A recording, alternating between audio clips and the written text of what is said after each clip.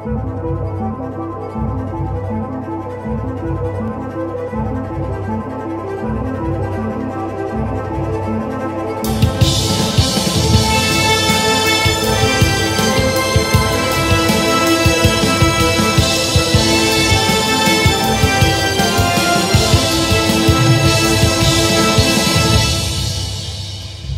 and gentlemen, boys and ghouls, to all of our non-binary friends, everyone on the spectrum and in between, this is another episode of The Shutter Show. My name is Ken Stacknick, and this is my co-host. My name is David Marlowe. And today, we are doing a little bit of a Shutter Show double feature, baby. Double feature, baby! Oh, I had no idea he was going to pull that. Oh, yeah, we said we were going to either doing Rare Exports, A Christmas Story, or we were going to be doing the Creepshow Holiday Special, and we decided to do a little something special for all of you. Merry Christmas, bitches! And do both. So that's what we're going to be talking about today. David, how you doing? I'm doing great. I spent the whole day doing a bit of carpentry in my one-bedroom apartment, so I'm both overwhelmed but slightly proud of myself. And filled with sawdust, no less. Oh yes. Got plenty of sawdust in my ears and other crevices, so I'm ready to get this bitch started. Fantastic. Nice six-pack of Blue Moon. I'm pretty Given excited. that the holidays are gone, it's time to move on to that summer drink. Indeed. So first off, we will be talking about the 2010 film Rare Exports, A Christmas Tale, a Finland movie from Finland that I would kind of describe as what if Steven Spielberg had directed The Thing, but what if The Thing was Santa Claus instead? It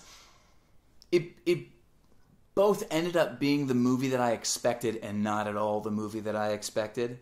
Both in a wonderful way and in a slightly disappointing way, but at the same time, I walked away being like, I'm very happy I watched this film. And then also made me want to go watch the two short films that it's based off of, which the same director worked on.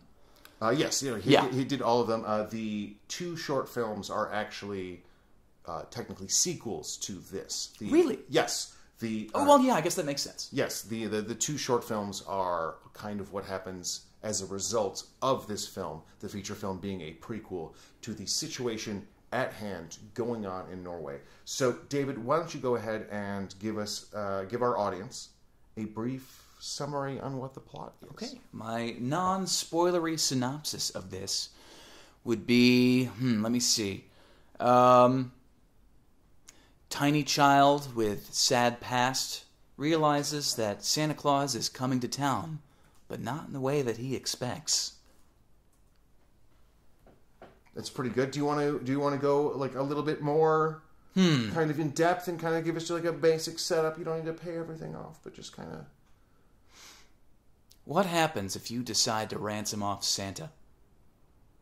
That's another bad way. Okay, so this movie starts off with a Finnish drilling crew up in the mountains, and they find something strange buried deep, deep in the mountain. And at the same time, we have a group of reindeer hunters whose stock is slaughtered.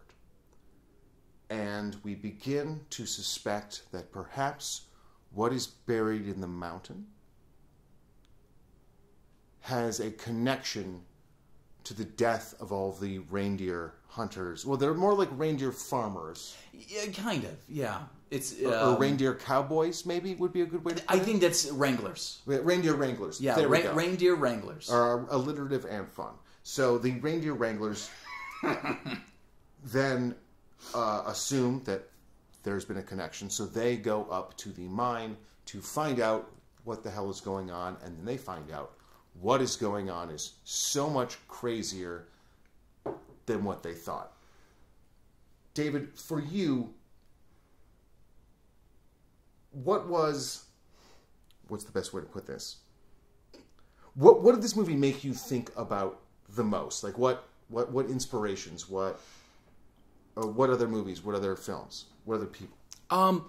Strangely enough, I had a very Super 8 vibe to it. Oh, definitely. It's got a very strong Amblin, Stranger Things. It does a very good job of telling this story from the child's perspective. And that almost makes it more intimidating because, obviously, as a child, childs are far more defenseless, or so we believe. And, I don't know, it held that sense of mystery and wonder to the myth that is Santa Claus, and then takes the myth and flips it on its head, pretty much. Well, it takes the Santa Claus that we know from our upbringing here in the West, and then mixes it with the Finnish origin story of Santa Claus. Which is that true that the origin of Santa Claus comes from Norse mythology? Yes, and in Finland specifically. And then on top of all of that, it does a really interesting thing where it turns eventually in the movie Santa Claus essentially into a commodity, which is kind of basically what Christmas has become. Yeah, exactly what Christmas has become. And so it is a movie that definitely works on multiple layers, and part of the reason I think it works so well is because it is a movie that plays what it's doing absolutely straight the entire time. It never once winks at the camera, it never once laughs at what it's doing, it never once stares into the lens and tells the audience, this is pretty silly, eh?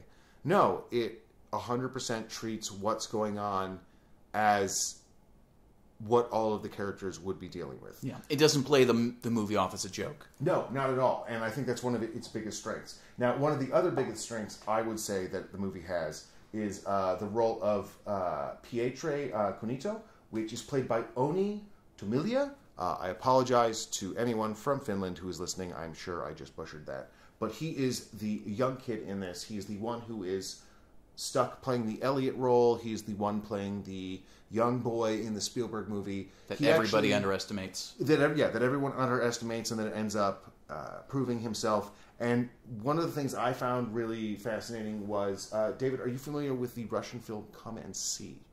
I am not. What is that? It is a absolutely amazing, fantastic Russian war film that is mostly played in close-ups, and Oni in this movie really reminds me a lot of the main character in Come and See. Just the expressions on his face, the way that he is able to make you feel by seeing him look is, I think, really astounding. A lot of the other actors I thought were really great as well. Jordan Tamilia, which is Oni's father, played his father in it, so that's part of the reason that those two characters have such a strong bond in the film is because they're actually father and son. It's great because the relationship between the father and the son in this is very chilly almost, in the sense that there is warmth there, but it's a very harsh warmth. Yes, and that's the complicated thing that I think they get right is you can tell that the harshness comes out of love and or frustration. That kind of come on. I also and I also love that they address the idea that the mother is no longer in the picture without having to hit you over the head with it. They are very much one line here. They don't even say whether or not the mother is still alive or not. Yeah, we don't have to have a scene where they go to the cemetery and we have a big, I miss your father scene. There's no, the closest thing that they get is the dad kind of sucks at cooking gingerbread. He's not terrible at it. It's not he's incompetent. He does burn the roast at one point, but it's not like... And he's you can tell he's frustrated with his son. His son is not quite what he wants him to be. Exactly. And so it's sort of the idea of the very conservative father being disappointed in his semi-weak son. Well, and it's also refreshing because he's not full Kramer versus Kramer, where he's just this person who's I've never learned to cook before. How am I supposed to do? Yeah, exactly. It's much more of he's not great at it, and he's certainly not as good as his mom was, but his priority is keeping his son alive during the winter. Exactly. Which I think is a really nice way of approaching this that doesn't make this too cringeworthy. It doesn't make it kind of unwatchable. I will say also this is a movie that absolutely fails the Bechdel test in every way, shape, and form. I don't even know if there's a woman in the crew. There probably is one in the crew. I I don't believe there's a It's been a very uncomfortable shoot for her. There's a Chanton Anderson who played Trina, which was uncredited, and I don't remember what she was or where she was. So, like, it is definitely a very male-forward movie. Finnish ladies, if you are looking for representation, this is not the film for you. No, not at all. Now, this was a low-budget movie. This cost about $2.2 million and was shot for about 17 days. That is impressive. However, they also did 200 days of post, which is just guys knew how to spend their money. They had, because this movie does not look like a $2.2 million movie. $2.2 million is about the same budget as Sharknado. 17 days is about how long we shot Clowntown for. You can do a lot with 17 days, especially if you spend your money correctly, and then you spend a lot of that money in post. The CGI in this is fantastic for the money. The effects in this are fantastic for the money. The choices to not show big chunks of what's happening and just imply them. The number of deaths that are like a hard hat filled with corn syrup being chucked into the frame and someone going, ah, goes a long way to making this movie have a lot more going on than what like that you see immediately on screen anyway. I do wish that they'd been able to get at least another $500,000 so I could have gotten a little bit more of a horror element at the end after the twist. But outside of that, like, I get it. I completely get it. I think a lot of it is also it's the tone they're going for. They're going for much more something like Jaws, which is definitely a horror movie, but is definitely more of an adventure film. And I think you can tell that from this movie, if nothing else, just from the music, which is fantastic, but also very John Williams-esque and very much reminiscent of a lot of the Raiders of the Lost Ark themes and a lot of the Jaws themes as well. It's lovely, and it's got a lot of pounding rhythm and melody to it that gives you much more of an adventurous feel than maybe the. There's a lot of John Carpenter in this movie, but I would say there's a stronger Spielberg element than there is a Carpenter element to it. And I think the music is the place that you can definitely see which way they were leaning, because there are definitely scenes that are hardcore Carpenter. It's the music for me that really brings it out. And I want to give a shout out to Jelmari Hollander and his brother Juso, who wrote and directed this movie together. They also did the two short films. One was the 2003 short Rare Exports Incorporated, and then the 2005 sequel, Rare Exports, The Official Safety Instructions. Which I love that one. Oh, both of them. Got it. Well, the safety instructions was fucking hilarious. Oh, yeah, absolutely. Well, that I think is a great example of them stretching their wings a little bit, where going back to their first one, Rare Exports Incorporated, I think is another great example of them showing how much they can get away with not showing what they're getting away with. And it's it seemed like such a simple shoot.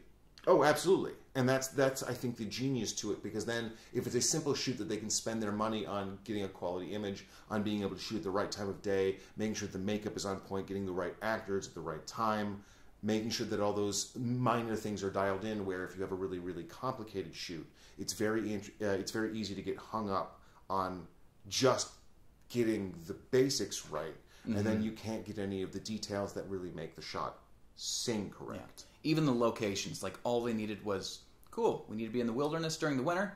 Cool. It's Finland, we can probably do that. Do you have a warehouse crate? You do.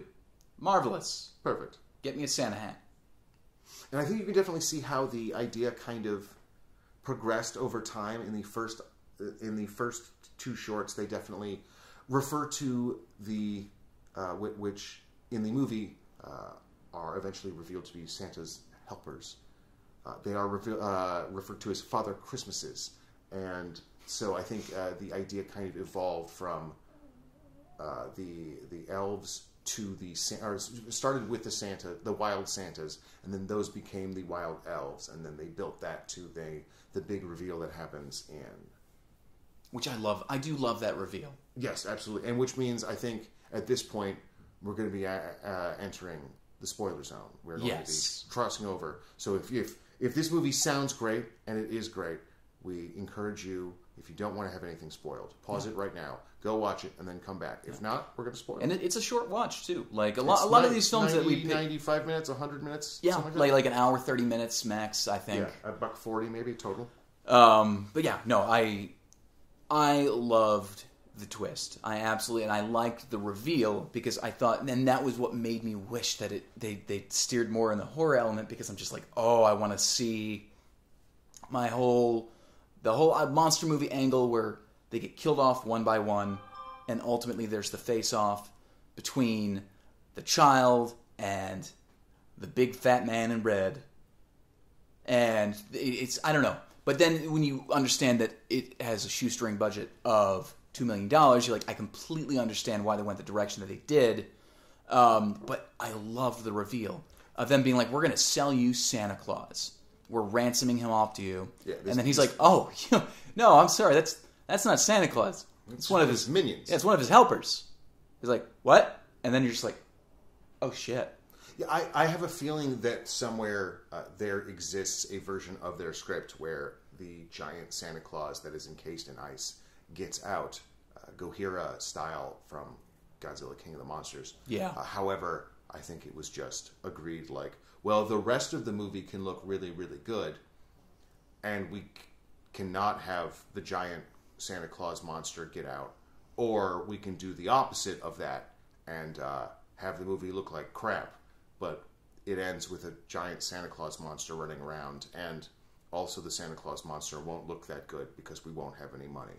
And I think they absolutely made the right choice. I would much rather them have saved their pennies and maybe then made like a Rare Exports 2 or something, where once they had more money they could stretch their wings a little bit, but that ended up not happening. This movie did end up making money. It made about $4 million on its $2 million budget. And then they turned that into the next movie that they made, which was Big Game with Samuel L. Jackson, and then with the same kid again in the role, Oni Tamilia. And that movie ended up, unfortunately, only making about $8 or $9 million. Mm-hmm. It ended up making about $4 million, but cost this time $8 or $9 million. And so, unfortunately, that was kind of like the last movie that this filmmakers had a chance to make at the moment, because well, it's just unfortunately the way the movie business works sometimes. Yeah, it really is a shame. And then Big Game is something that I do want to check out because it does seem like an interesting premise. I like supporting more niche movies that you wouldn't see or never really got the support that they needed to get in the first place. But we would love to see a movie like Rare Exports and Big Game like really get that cult following that hopefully at some point pays off for them in the long run.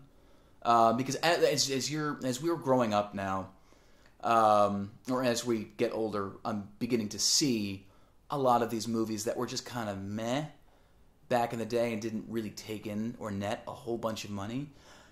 Now I see them every year. Mm-hmm. Every year. Krampus now, which, didn't do quite so hot in the box office, did all right for the season that it came out in. And as far as movies go, was a lot of fun, but was still just kind of had an okay ending.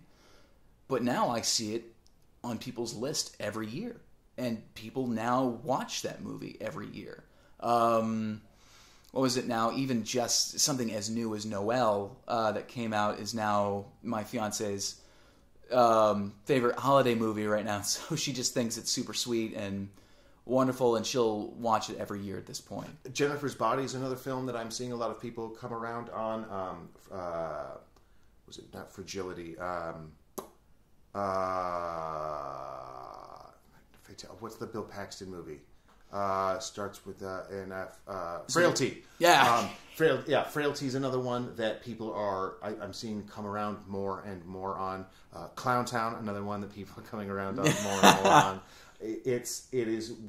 One of the advantages to streaming is everyone has access to a lot more of the smaller movies that 24/7. Yeah, 24/7 that don't normally get the attention that they deserve, and by them being available 24/7, they become more and more that kind of thing that you can put on at 11 o'clock at night because like, screw it. If I like it, I'll stay up. If not, I'll just go to bed. And this is one of those movies I can definitely see you putting on at like 10:30 at night, and then at 12:30 being like, okay, fine, I have to go to bed, but that was really fun. I'm glad I watched that. Mm-hmm. That's kind of... people are going to yell at me. That's kind of me in Terminator Dark Fate right now, because I literally just watched that, and I swear to God, I had so much fun watching it, and I'm so sorry. No, it's allowed. You've just been really hard. You've been really hard selling Terminator, whatever fate it is. I'm sorry, it contains what has to be one of the single funniest Arnold Schwarzenegger moments I've seen in my lifetime. Is it better than when he punches the camel? Yes. I doubt that. He punches a camel, David. A camel. But the thing is, I don't want to tell you anything about this moment because it's just going to sap the joy from it. He punches a camel, but okay, fine. We can accept that. Speaking of movies that are also movies, we're going to talk about, I guess now, Creepshow, the Holiday Special. Yeah. Which is the story of a bunch of, what do they call themselves? Not lycanthropes. They are a bunch of fill-in-the-blanks who have a support group. So we have a wolf, a were-cheetah, a were-tortoise. Oh, it's the best one. A furry, and then someone who is not that specific about what kind of... And then a were-boar. Yes, and a were-boar. And a person who's not that specific about what sort of wareness that they are. Now, this is directed by Greg Nicotero, and it's not a full feature. It's about 45 minutes long, but it has a lot in common with Rare Exports in that it is one of the only two movies that I can think of that involves a very large horde of Santas attacking our protagonists. This film we've gone from a film that is decided to take itself very seriously and then commit to the bit, and then you have a film that is very much the opposite and is so tongue-in-cheek that the tongue has punctured the cheek. Everybody might as well be staring at the camera the entire time. Yes. It is fun, I will say. It stars Adam Pally, who people would know from what's the television show I'm blanking on right now? It is the television show Happy Endings, which is kind of like the fun sister program to Community in certain ways. And he plays a werewolf who goes to this support group. And then it turns out, I don't know I guess, does this count as a spoiler? I mean, it's kind of the setup of the whole movie is a spoiler in the sense that it's short enough that it's kind of it's because it's 45 minutes long. It's an episode because this whole Creepshow now has become a series on Shudder. Yes, which by the way is a very good series. Oh yeah, I enjoy it quite a bit. This one is a lot less serious, or takes itself a lot less seriously than the actual show itself. But this was sort of their chance to be like, we're making a holiday special.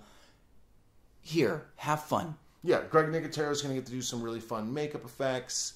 There's going to be some silly jokes. Silly monster costumes. We're going to poke fun at furries. And the setup, essentially, is that going back to biblical days, someone was transformed into a were person. A dude by the name of Bob.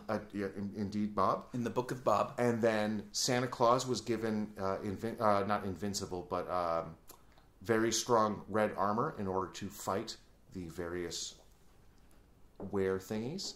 And from the days of old until now, there has been a ages-old battle between the Santa Clauses and the were peoples. And on this particular evening, everything comes to a head, and Santa Clauses fight a were-tortoise, and a were-boar, and a werewolf, and a furry, and a were-cheetah. And a were-cheetah. Very horny were-cheetah. A very horny were-cheetah, and someone who eventually ends up being another werewolf, but furries to the rescue. It is... I would say it is a lot of fun. Mm-hmm. I wouldn't say it is essential viewing, but also it is a good palate cleanser between things. It is a good fun way to spend 45 minutes with a bunch of friends where you can all kind of talk through it and have a good time. There's not a lot of hardcore plot really to miss. It's a quick watch, and so it doesn't go. You're not going too out of your way to give it a try. And I'm very glad that I gave it a try. I'm very glad we decided to do the double feature, specifically just because Katie and I got to sit down and just for a little while laugh our asses off to sort of alleviate ourselves from the stresses that are getting ready for the holidays, even though we're not going anywhere, and especially kind of forgetting about all the shit going on right now and all the crap happening. And for once, just the first time I'm going to be like, check our brains at the door and just enjoy some stupid holiday fun. So the wife enjoyed these, or at least one? She liked it. Okay, cool. Yeah, she enjoyed both movies. She thought both movies had something to it, and very similar to my opinion, where she thought at the end could have done a little differently. And Rare Exports for her was not at all what she expected. Interesting. Okay.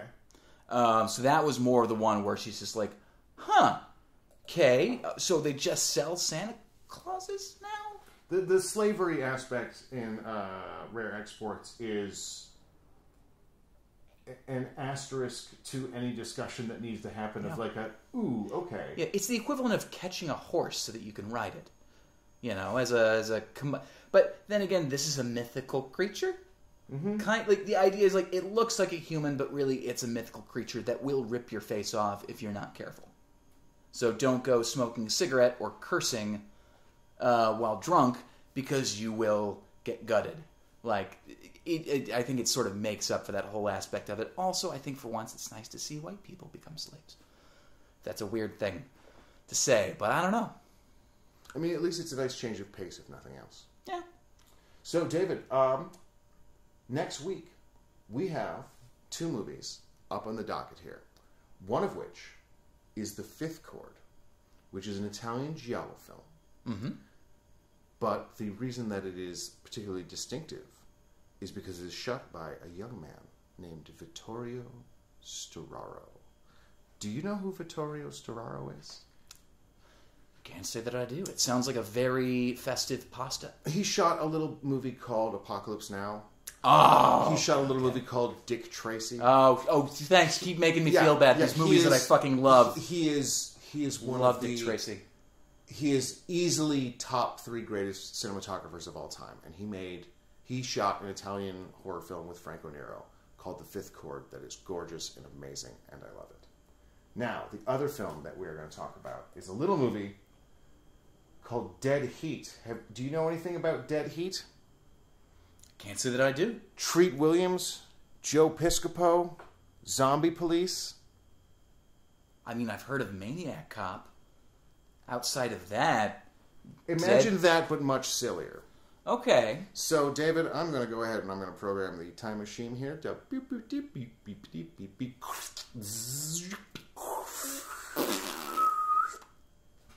Sorry, the hydraulics there are a little... gotta patch those up. Gotta put some oil on there. Yeah, exactly. So, Dave, if you want to step in here with me, we're going to go ahead and close this guy up. All right. And in a couple of moments, we'll be back from the future, where David has seen both of these trailers. Are you ready?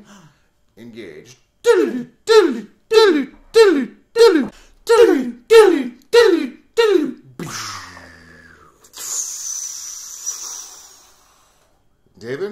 welcome to the future. How do you feel? Feels like we just had a spa day, Ken. It's true. Feel relaxed, calm. Time travel does feel like going to the spa. It's like getting your butt rubbed by a large Russian man who then beats you mercilessly. Kind of feel pensive. I was going for thoughtful. So yeah, those are interesting. So David, which of those 2 movies look more interesting to you?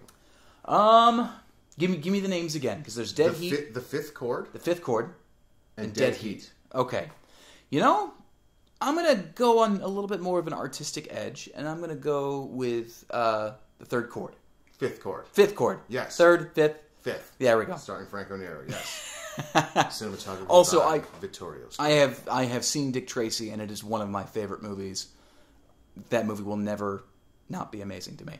And the cinematography in that movie and in this one, and frankly everything that Vittorio's ever done. Oh, also, fun fact, also did the Dune miniseries on Sci-Fi. One of those weird, like, he did what now? Yeah. What was he? Did he just have an opening in his schedule? And he's like, I'm going to go do a sci-fi movie? Yeah, lose a bet. What happened, Vittorio? But, yeah, so, all right, well, very cool. Well, David, question. Do you have any plugs that you want to plugable? I do. Once again, I'm going to once again plug our independent film Serena Waits, which I am happy to announce has now surpassed over 1 million views. Ooh, congrats. And, you know, doing okay in the reviews, which, you know, I'm perfectly happy to get on board with.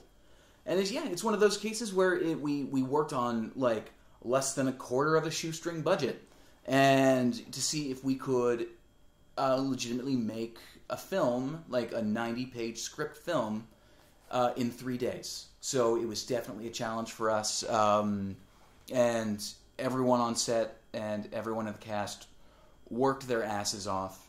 And so, yeah, I will continue to pitch this film because I think hard work deserves some variation of reward. So, yeah, feel free to check that out on Amazon Prime. And you can also, I believe, for right now, Amazon Prime. That's what I can think of. The other person I want to make sure to definitely do a shout-out to and a special thank you is to Ryan Heilman. Ryan is our very first supporter, the first person to send us a little tip, a little something to help us buy some beer while we have these conversations. We just wanted to say, Ryan, you're a player and a pimp, and we love you. Oh my God, thank you so much, Ryan. I am cheersing this beer to you, good sir. Cheers indeed. Ryan, to you. Now, David, where can people find you on the internets? You can find me on Instagram at _DWMarlow. I would almost say you could find me on Twitter, but for some reason I have found myself suspended. One would say permanently? I don't know why. I imagine it has to do with something political. Who knows? But yeah, so feel free to check me out on Instagram. And also, once again, a holiday shout out to Ben Moy, who did the theme for this podcast. You can check out his podcast, Hooked on Score, wherever you find your podcasts. And you can find The Shutter Show on Twitter on @ShutterShow. You can find us on Instagram @Shutter_show. You can find me on Twitter and Instagram @KenStacknick, KenStacknick. To all of our friends out there on the internet, we love you and go fuck yourselves. Merry Christmas, you filthy fucking animals. Good night.